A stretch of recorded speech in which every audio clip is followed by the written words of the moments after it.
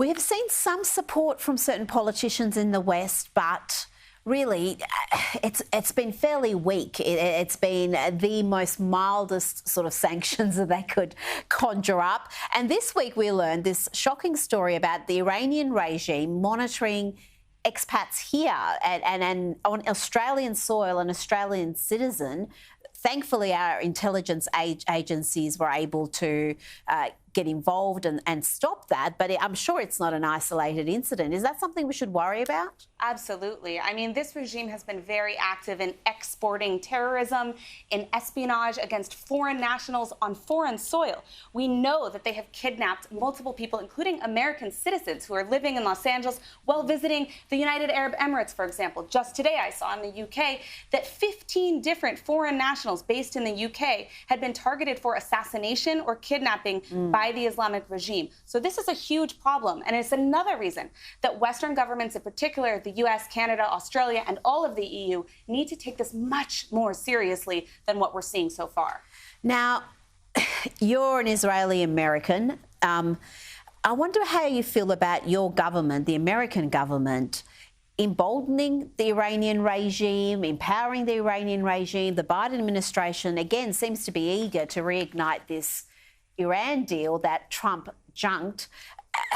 Where do you see that, and why are the Democrats so eager to go down this road again?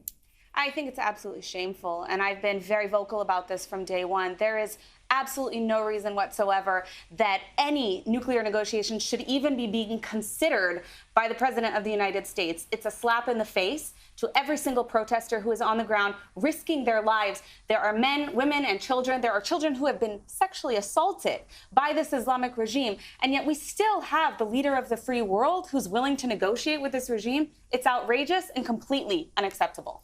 And yet we do have, again, many Jewish members of the Jewish community who support the Democrats, who, despite their reservations about this very crucial policy, are very much loyal to the Democrats. Do you think this policy will change that, or are their support for the Democrats based on a number of factors outside the foreign policy?